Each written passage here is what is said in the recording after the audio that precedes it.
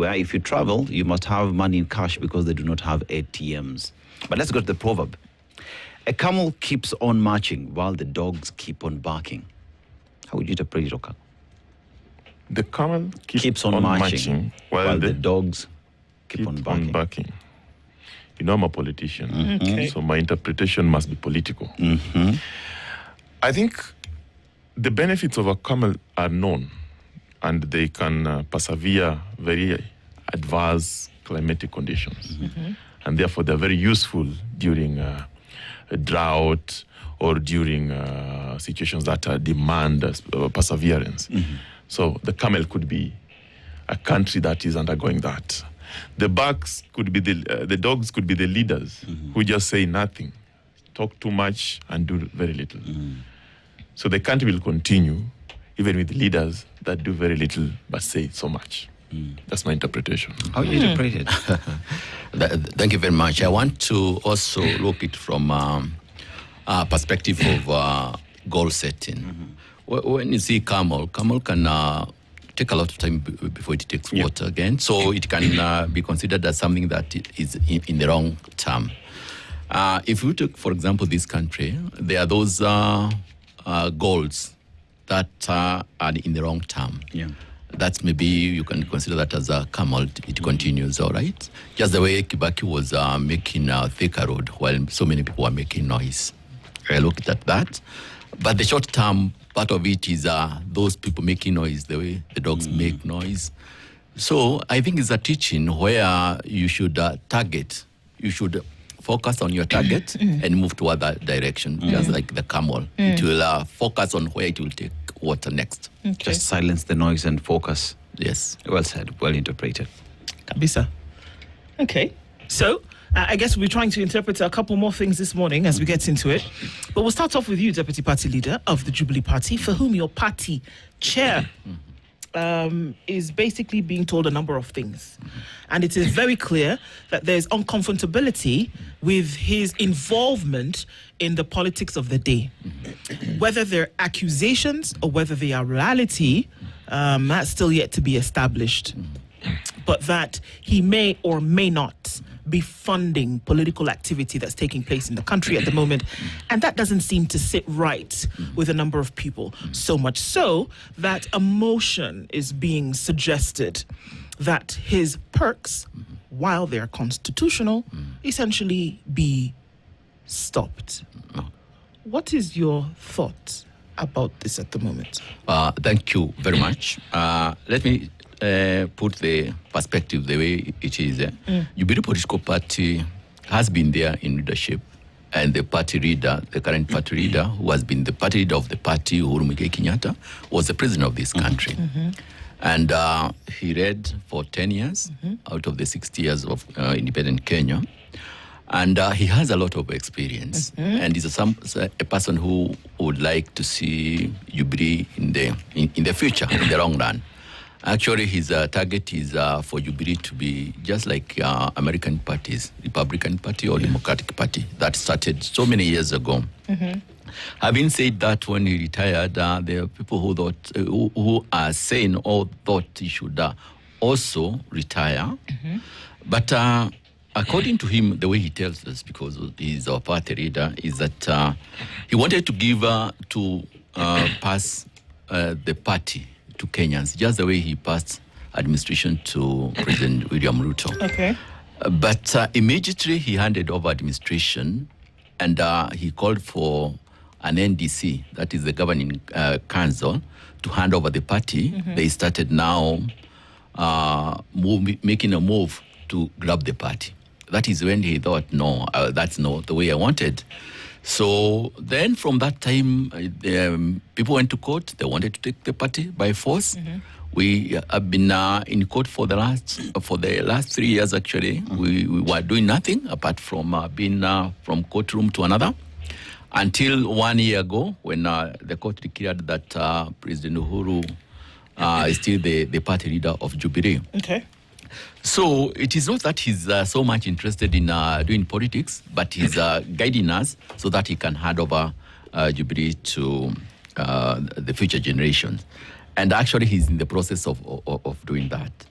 He has appointed Fred Matiang'i as one of the DPL. I am also one of the DPL. Keoni is there, Yes. and also Beatrice from Mombasa. We are 4. And he had told us, take the mantle. We are doing that. But having said that, we are also insisting that he should guide us to make sure that at least Jubilee is stable and it goes back to leadership. Okay. But beyond that, and it's not thought or emotion, it's been said very clearly that there are certain political activities today which suggest that former President Uhuru Kenyatta is funding directly. Many people have said this. And as a result of that, they are saying that certain things should be removed. So just hold that thought for a minute. Fred, let me tell you some of the things that the president, the former president, is allowed to have constitutionally, and that which they're saying they should be withdrawn as a result of the, I don't know if it's a premonition, that he is funding a monthly pension equal to 80% of the current president's salary, a lump sum payment equal to 1 year's salary for each term served as president, an entertainment allowance equal to 15% of the serving president's salary, a housing allowance equal to 23% of the serving president's salary, a fuel allowance equal to 15% of the serving president's salary, allowances for electricity, water, and telephone, full medical cover, including overseas treatment for the retired president's spouse and eligible children, a fully furnished and maintained office space provided by the government, 2 saloon cars replaced every 3 years, 2 four-wheel drive vehicles replaced every 3 years, government paid vehicle maintenance, security personnel and staff support, access to VIP airport lounges, diplomatic passport for the retired president and spouse. Senator Chirarge of Nandi County came out the other day and said, you know what, I'm going to push a motion so that these things can be removed on the back that he may or may not be funding or supporting certain political initiatives. Is there a problem with his doing that if he actually is? Thank you. First of all, in the interest of disclosure, allow me to disclose that I am a member of the Orange Democratic Movement, and I serve in the Strategic Planning Committee, and I also advise this government, the broad-based government. Okay. That disclosure is very important. Number 2, what you have read to us is the provision of Section 4 of the Presidential Retirement Benefit Act that provides for what benefits that the retired president or deputy president, if you like, shall benefit from as a statutory privilege. Number 3, I want to start my argument from the constitutional provision under the Bill of Rights, Article 38. Article 38 provides that every person has a right to participate in political activities, to participate in the formation of political party and enhance its activities.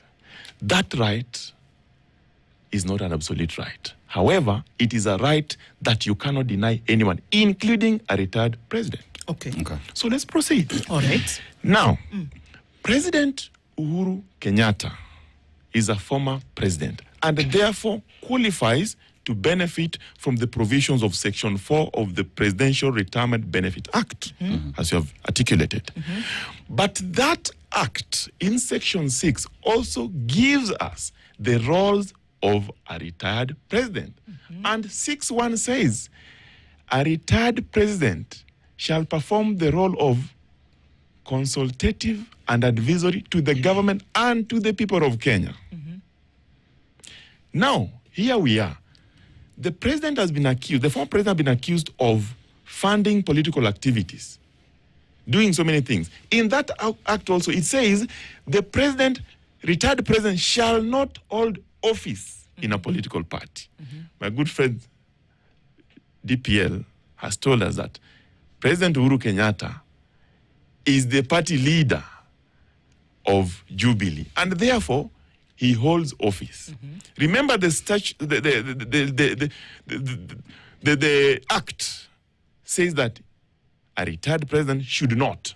However, I started from the Bill of Rights, the Constitution, which is supreme to any other law. And therefore, my argument is there's nothing wrong with President Kenyatta doing all these things. But the question is political. There's a tension between the constitutional rights and statutory privileges. Cherargei, in his motion, and I've read that motion, he suggests that because of all these things, and he quotes, he cites section of the Retirement Benefit Act, Section 6, that prohibits a retired president from actively participating in political activities. For sure, President Uhuru Kenyatta has been actively participating. But what is my argument? My argument is that the drafters of this constitution were aware that a president is a politician. And therefore, it would be very difficult to separate the president, the person, and the president politician after ceasing to hold office as the president. So that is a right that you cannot deny anyone, including President William Ruto. You will not deny him that right. However, how do you control the fact that the statutory privileges given to the president, a retired president, can be abused to the extent that those services can be used to advance a political activity that is against the government of the day? Who decides, that is the argument. who decides if it's an abuse and to what degree this could be? Who decides? Is it if it rubs me the wrong way as a politician and I wake up one morning and say, okay, well, this rubs me the wrong way and it is an abuse? Who decides it's an abuse? You see, the issue is not who decides. The issue is the interpretation. By whom? How does the court interpret? Remember now, I'm aware that there are people, I think, they're either file or they're planning to file to stop that motion. So it is the court to interpret the statutory privileges versus the constitutional right.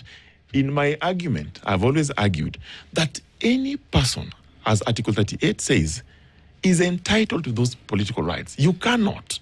And what I am struggling with as a politician is that how do we ensure that those statutory privileges, remember, President Kenyatta never stopped being president.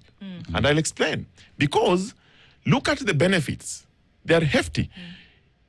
He is entitled to at least 2 or 3 personal assistants, a chef, 3 cars of his choice, which are replaceable every 2 cars 3 years. of 2 different kinds of Yes, whatever every 3 years. 3,000 cc. Yeah. Those are big cars. They're not small cars like mine. 3, this is a person that has got constant security, protection. So this is a president that is not only sitting in State House, but walking around and enjoying his retirement. So you cannot differentiate him. If he was to walk in here, actually he would walk in as a president because he enjoys those privileges. So my argument has been, as we go about our politics, how do we ensure that such people who have been privileged enough to be president and are protected by law, statutory and the constitution, do not abuse the powers and privilege they are given? My party has accused President Kenyatta of funding a faction within our party. Those are allegations. But I have listened to President Kenyatta.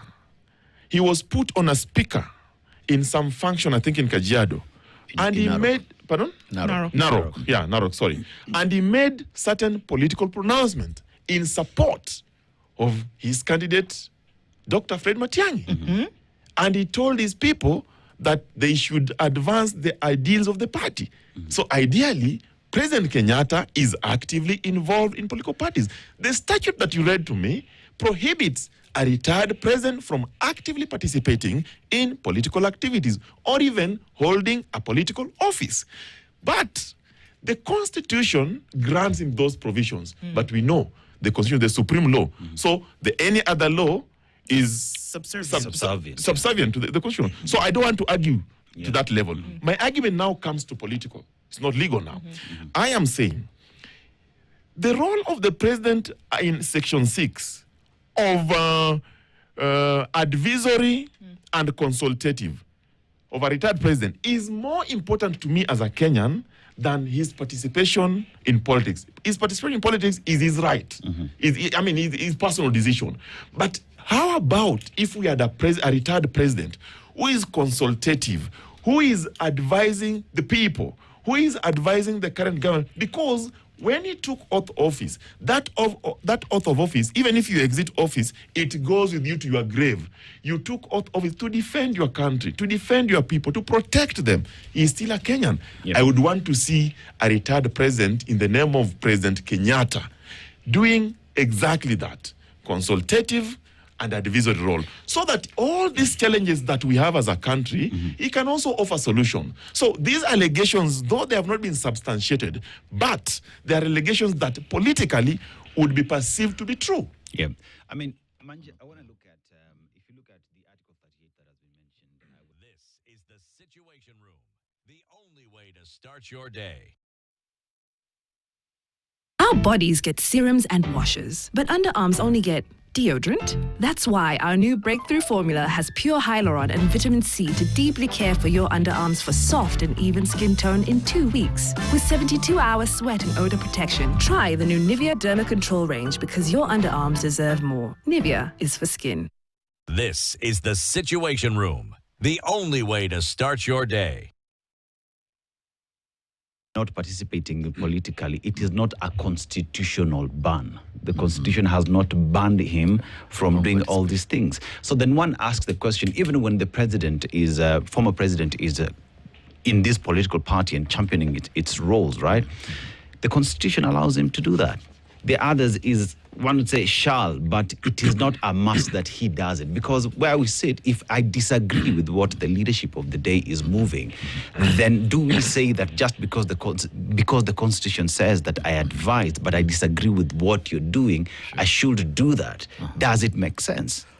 Actually, let me first correct it. I don't know. It is just an allegation that he sponsors a political party. But remember, Jubilee is a parliamentary party that is sponsored by the Exchequer. Actually, if you recall the Political Parties Act, all the political parties that have members of parliament, elected members, are funded by the Exchequer. And Jubilee is one of those parties. And the activities, most of the activities that we do on the ground currently are sponsored by the party itself. Like we are opening offices in all counties. We have done it in Narok, we have done it in Nyandarua, Nakuru, Nyamira, and many other parts of this country. And it's Jubilee that's doing without even involving the former president. So we have activities that we do without the involvement of the party leader. Actually, what he's doing is advisory. And maybe what Kenyans react to is when he just comment on something or when he comes out of his praise. Like now, he has been quiet for quite a long time until last Saturday when he made that call. Previously, I think the burial he attended, the former Senator Karaba burial is when he commented. Before that is when Raila died. So it is after some time that he comes out and says something. Just the way President Obama would do in America. Just the way Clinton would say, to guide his party to the future. He's not actually active in politics, and he has told us the same.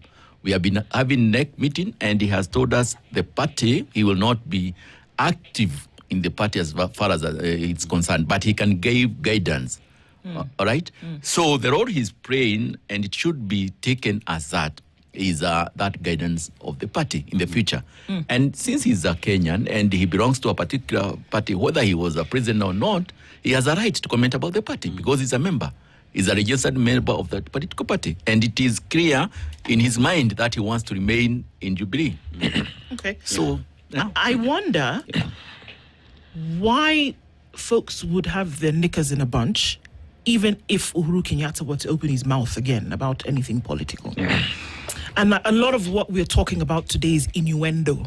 It is a thought that perhaps something is happening. And if it gets to the point whereby it needs to be proven, we've not even reached there. Again, as both of you have stated, these are allegations. And then somebody's going to say that the burden of proof lies on the person who accuses. He who alleges then must prove that this is the case before we now start going down that rabbit hole. But I would fashion a thought around there seem to be a myriad of issues that the country ought to be focusing on rather than whether Uhuru Kenyatta opened his mouth about a particular faction out of a particular party or anything like that. Should our focus really be on whether Uhuru Kenyatta sent 1 million shillings somewhere for a political rally, or if the economy of the country is tanking, or if what is going to happen, for example, if the IEBC is not able to pay Smartmatic 500 million shillings? Do you see what I'm saying? Why are we focusing on something for which the opinions of Kenyans really, for them, does not matter right now? Should that energy not be placed somewhere else? Let me refer to the motion by Chirarge. Yeah. What is that motion intended to achieve? If you're a student of political science, you would argue that that motion It's diversionary. is not only diversionary, but also intended to provoke. Absolutely. The government of the day has not commented on it. They have not given it thought. They have not said anything to support that motion. In any case, though, for such a motion to be tabled, the initiation of that motion must start from the National Assembly, not in the Senate. So you can already see that, and that motion must be supported by not less than 2/3 of the members of the National Assembly. Have you seen it in the National Assembly? No. However, Chirarge, as a politician and a legislator, he is free to do whatever he's doing.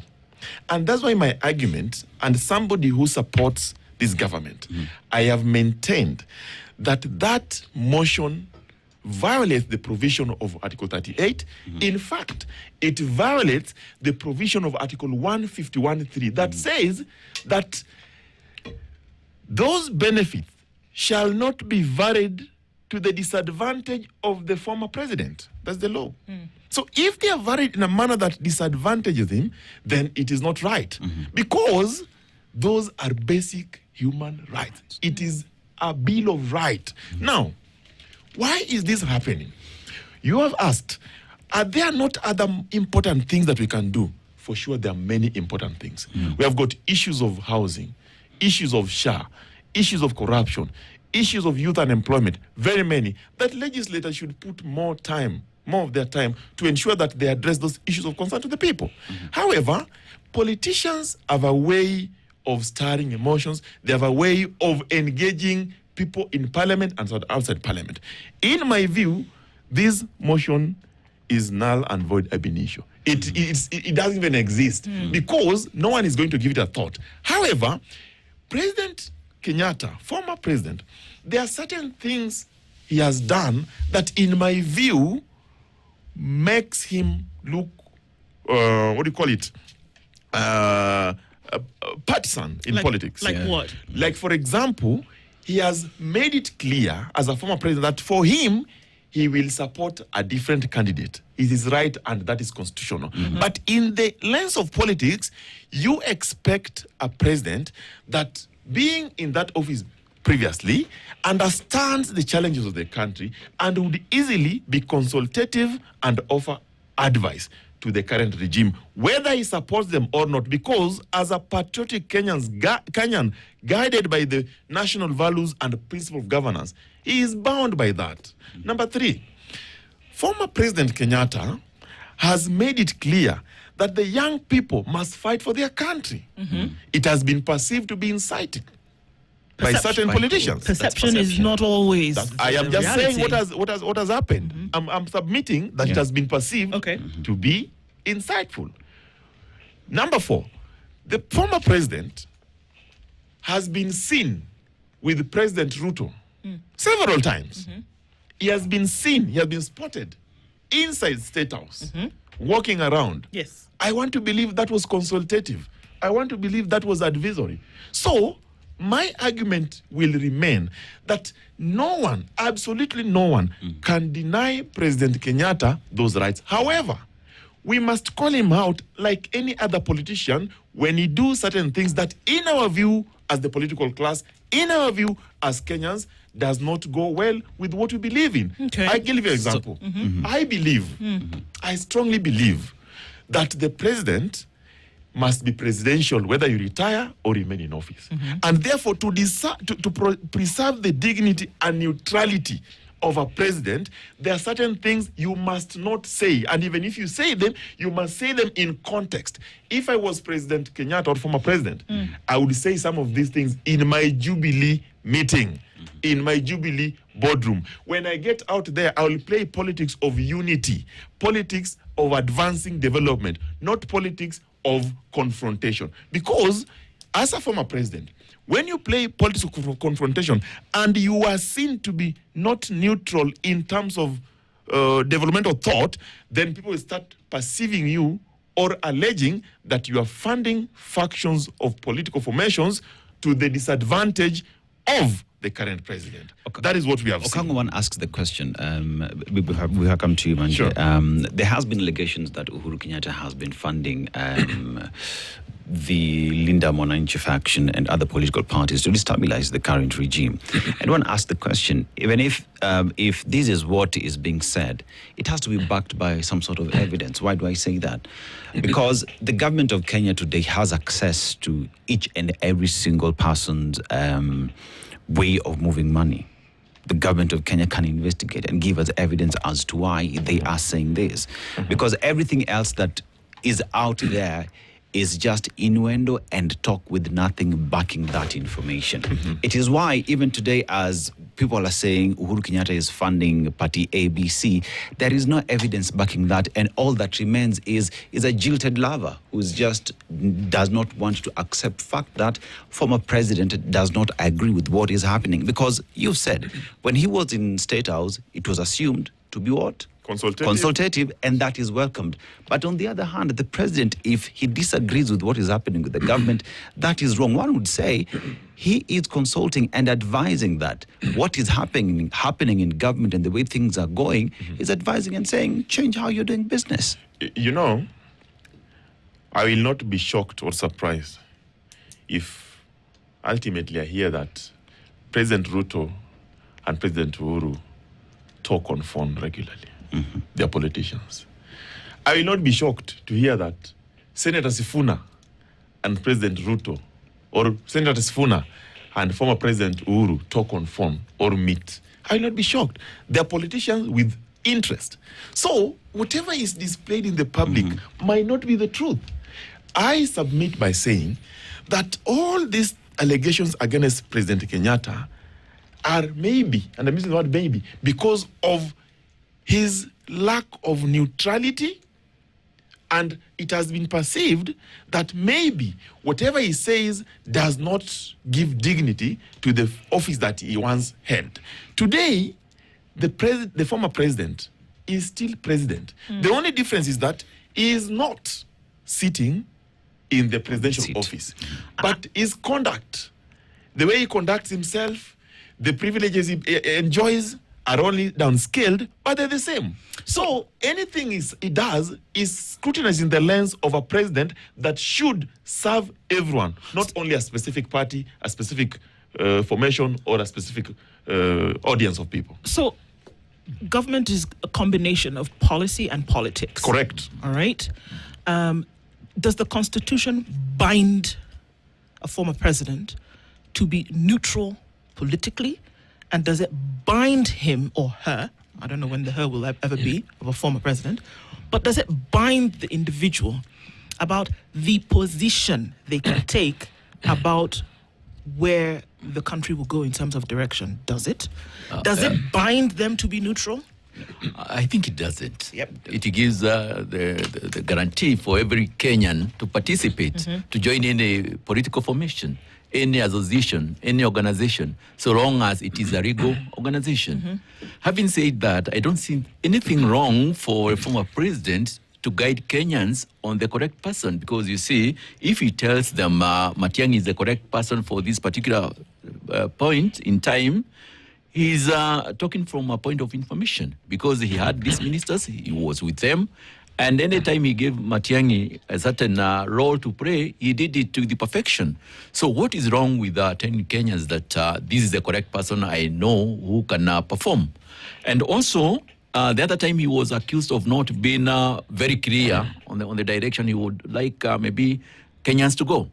This is the time he's saying now, I want to be very clear and tell you this is a person who can perform. And actually, he is very clear and in his mind, given all the people who are working under him, Ruto included. Ruto was working under Uhuru Kenyatta and other ministers. It was very clear. He's very clear that Matiang'i is the only person who can perform better than others. What is wrong with directing Kenyans towards that direction? Well, and maybe we can ask the was in a position. question that makes everybody a little bit uncomfortable then, is that what is actually wrong with former President Uhuru Kenyatta opening his mouth and saying, well, I've got a few coins here and I'm ready to back somebody who is going to follow a particular direction in which I feel the country needs to go. If it's a consultative process that he's involved in, whether it's talking about maybe the desires that he has for the country moving forward, can we just ask the question in the open here? What's wrong with that? I don't see anything wrong. Furthermore, if, for example, Jubilee decides to make a fundraiser and he contributes, what would be wrong with that one? Any other person, any other corporate body can fund. So money is money to facilitate somebody in another direction.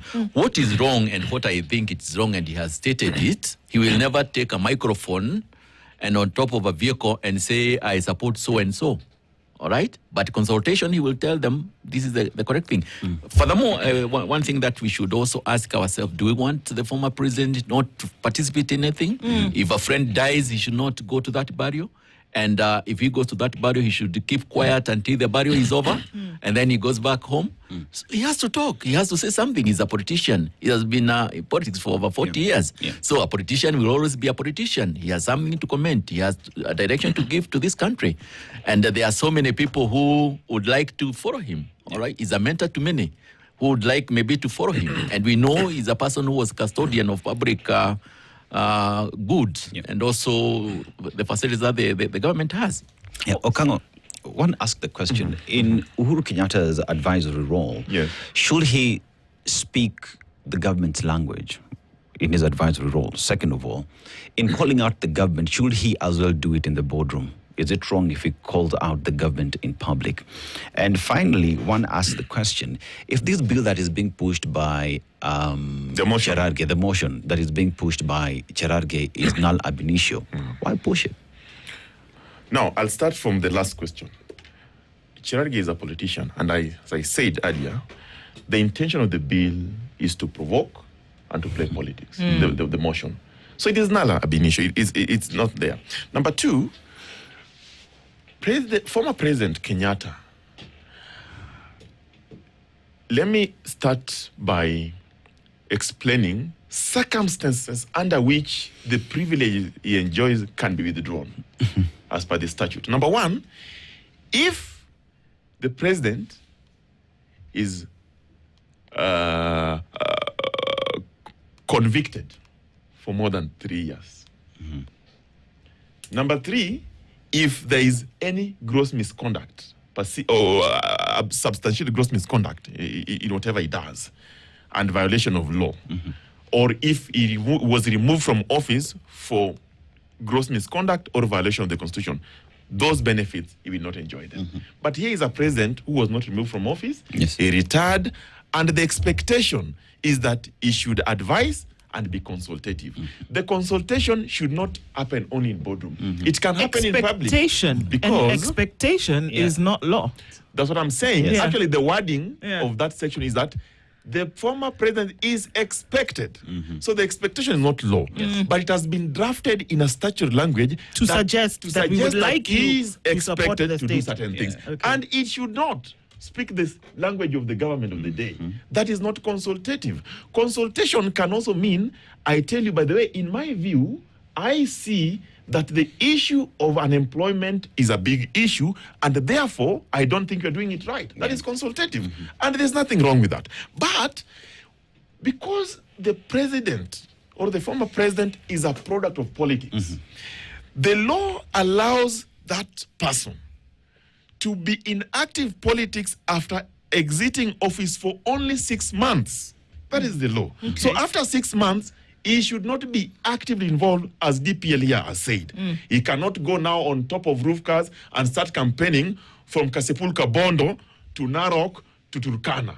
But he can enjoy the rights of Article 38 and decide which formation will support and how he supports it and how it advances those ideals. That is okay. I mean, it would be fantastic if in this instant, people suddenly would be worshippers and followers of the Constitution, And whereby I we agree. see that there are current cases where the Constitution is not followed. I agree. And my argument has always been, maybe we need to adopt or rethink of our state as the US. Look at Barack Obama. Openly A lot of campaigned times, against because Donald Trump. That jurisdiction allows. Yeah. In our country, I have a problem with this Benefits Act. Too much. My problem is it tries in a way to gag the provisions of Article 38. Yes.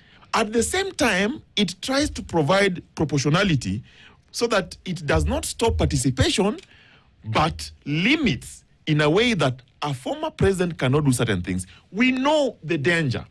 The issue is the benefits that the president is enjoying are public money, they're public funds, and therefore he must be accountable.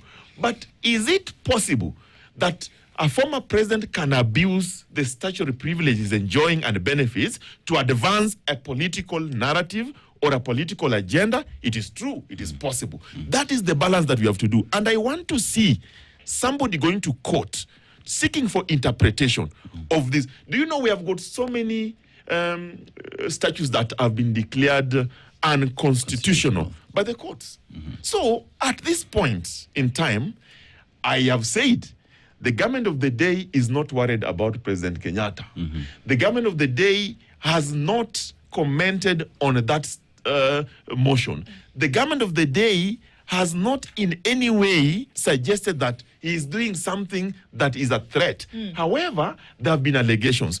Until these allegations are substantiated, but as a Kenyan who lives in this country, I have seen the president participating in politics. I have seen him taking a path that suggests that he has his candidate. He doesn't need to support Ruto. He can support whoever he wants. Yes. And we can compete and defeat him. And that is That's okay. true. It's true. Can I give you examples? So for me, I submit by saying that the only problem that we might have is when the former president gets involved in activities that are illegal. That are illegal. Yes. And plus the fact that these privileges that have been given to him are of benefit and they're not on issues of constitutionality or not. These are benefits that are being given to him from taxpayers' money. Yes. What we are talking about right now is not a foreign thing. And we keep saying, well, let's not compare ourselves to Western nations, but how about we compare ourselves to African nations? Jacob Zuma, South Africa, openly campaigned against current President Cyril Ramaphosa. Openly, it was no secret. Did it over and over and over again. Cyril Ramaphosa is currently serving South Africa. Thabo Mbeki also, in contrast to Zuma, campaigned for the ANC and indirectly supported Ramaphosa. Ian Kama, Botswana, he turned against his successor, which was Masisi, and campaigned for the opposition groups. It was open, it was not hidden. Jose Eduardo Santos in Angola also fell out with his successor, Lourenço, after he launched anti-corruption investigations against him. He was out of government, but he was still able to use whatever he had to launch these support. I'm going to go on. Aziz in Mauritania clashed with his successor. Uhuru Kenyatta, again, is an example that's being used. Daniel Arap Moi campaigned for Uhuru Kenyatta. Laurent Gbagbo in Côte d'Ivoire, returning from the IECC, re-entered politics and became part of the opposition efforts, challenging the incumbent Ouattara, who became president. We can go on and on and on. There's something that I want to, before Manji comes in, there's something I want to bring to your attention. I want to read to you verbatim Article 24 of the Constitution of Kenya. All these rights that we enjoy, to some extent, they have got limitation. And it says, a right or fundamental freedom in the Bill of Rights, just like the political rights in Article 38, shall not be limited except by law, and then only to the extent that the limitation is reasonable, justifiable in an open and democratic society based on human dignity, equality, and freedom, taking into account all relevant factors, including blah, blah, blah. Now, the law that attempts to limit these provisions is the Presidential Retirement Benefit Act. And it attempts to limit it in Section 6 by saying that a retired president shall not hold office in a political party or shall not actively be involved in politics. That is how it attempts to limit it. However, the Bill of Rights gives the president or the former president that right to do so, to participate in formation of a political party and advancing its supporting. Now, that's why I am torn between. The Bill of Rights is the first part of the Constitution. It is a pillar. Yes. And in our so Constitution. what we are saying here is that it overrides everything else. Exactly. So that was my argument from the start. And what I'm trying to say is, why don't we seek interpretation in court of these provisions of the Presidential Benefit Act so that we are clear? I can tell you, any president who exits office will be tempted to remain in politics past the 6 months that the law requires. Even any other that will come will do so, because these are products of politics. And lastly, look at it this way. If, William Ruto and Uhuru Kenyatta did not vote for the same person, I want to believe, even though voting is a secret ballot, but I saw Uhuru was supporting my candidate then, Raila Odinga, the late Raila Odinga, and Ruto was running on his own. And therefore, I want to believe that Ruto voted for, Kenyatta voted for Raila. Now, those differences that they had were political. But after that, I saw a different Kenyatta that handed power to Ruto. After that, I saw another different Kenyatta that actually met the president of the day, Ruto, in what I believe was consultative and advisory, as the law requires. But I have also seen a president, or former President Kenyatta, that has made it clear that he is not intending in any way to support the government of the day. And he doesn't have to. And he doesn't have to. I'm just putting facts. Yes. That's what I've seen. Yeah. So I believe that as President Kenyatta enjoys those rights, for as long as those rights that he enjoys, they are not used to advance a political narrative that is against the law. And it is important that we protect the office of the former president. It is important that we support it. It is important that we look at it with dignity. Unless the holder of that office decided that he doesn't want dignity, he doesn't want respect, and therefore he goes into politics of abuse, he goes into politics of incitement, he goes into politics that the people of Kenya will start wondering, did we really have this gentleman or this lady as a president? Yes. Yeah. Manje, therefore, what we so far gathered is that we have the law, we have the constitution that protects the position of former president, and that he enjoys that right to be in a political party and to advance the purposes or whatever agenda is being pushed by that political party. That today the noise that we hear pretty much is diversionary and not really focused on achieving anything that will help Kenyans. Because by the end of the day, if you look at what the Constitution provides and the motion that is in Parliament, like our good lawyer here has told us, it is null ab initio. Perhaps what we should be discussing is, with these rights that we do have, with these freedoms that Kenyans do have, how can Kenyans participate in a political process that allows divergent views, whichever position you do hold? That's how I look at it. That trying to fight Uhuru Kenyatta simply because he supports a different candidate who also calls out the government is not helping champion political freedoms that are there in the Constitution. True. Anytime an act contradicts the Constitution is supreme. And that is what we should respect. Maybe what the members of parliament would be doing is to try to change that act. That's Parliament Act to make sure that it does not exist. It does not limit the former president to 6 months. And also what I want to tell them, Uhuru is not getting salary for keeping quiet. That you should keep quiet so that we can give you salary. No, he's getting benefit from what he did. He worked for this country for 10 years as a president. So what he's getting is benefit, not that he's supposed to be paid because of his keeping quiet. So it should be clear in their mind. Two, what they are trying to do is to embarrass the former president, because that benefit to it by itself means almost nothing to Uhuru. If they remove, he will continue as usual. Actually, if they give him an option of removing the benefits and he takes the microphone, he would prefer maybe to go that direction and make sure that he puts MCA to the lowest point in this country. So what they'll be doing is they want to embarrass the president, they want to remove, they want to be seen active. Who are these they? The people around the president. The motion is moved by the member of parliament of Nadi. But you see, maybe are you saying he might be acting on behalf of somebody? They must have sat down and said, now to tame this person, we have to embarrass him in public. That is the main idea. They sat down and said, maybe the senator of Nandi should come with such kind of an act. If it came by himself, he thought of it, then he should be advised. But also what I can tell them, let them stop abusing the president in the media or openly. You know, it is not good for this country. We are not educating our children the right way.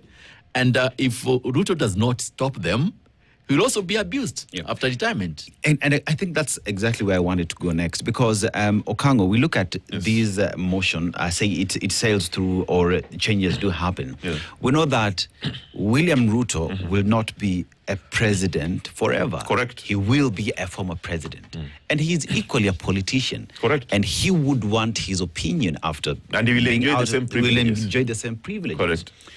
Are we looking at him as the leader of government today, looking at the future as well, and just saying no to his to those that support him and saying this thing will come to bite me later in the future?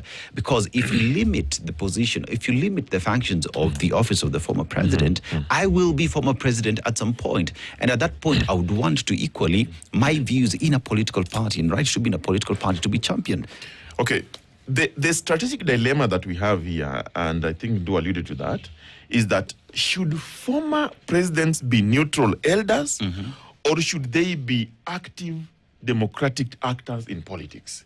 That's the question. In my view, they should be active democratic actors in politics, because the constitution allows them in Article 38. Now, as far as I'm concerned, President William Ruto, who knows that he will serve 2 terms and go home and do other things, in my view, has no intention in any way to try and gag former presidents, to try and embarrass former presidents, to try and demean former presidents, because he will also be done so. It will be done to so. So the action by members of parliament or a member of parliament or a legislator in the president's party does not or is not equivalent to the action of the president himself. The members of parliament are supposed to legislate, represent, and oversight. And the mover of that motion is a member of UDA, Gerard Gay, my friend. I don't think in any way he was sent by the president. I don't think. And that's why I said, I have observed the president.